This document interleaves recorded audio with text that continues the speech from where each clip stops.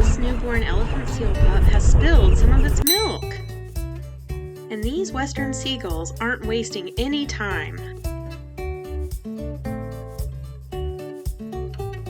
Seagulls, along with various other creatures, often engage in behavior called milk stealing, going so far as to even steal these pups' milk directly from the teat.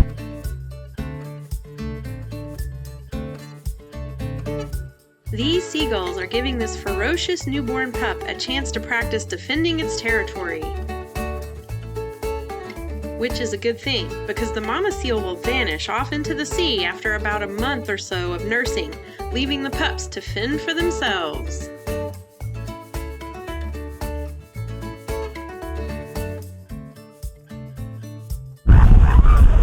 The milk produced by these northern elephant seals is extremely rich, all the way up to 60% fat content, as compared to our measly 2 to 4% milk fat.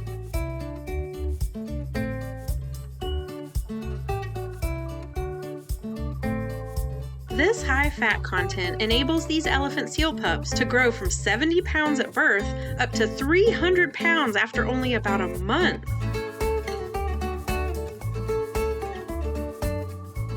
This little darling is guarding his fat-rich milk diligently.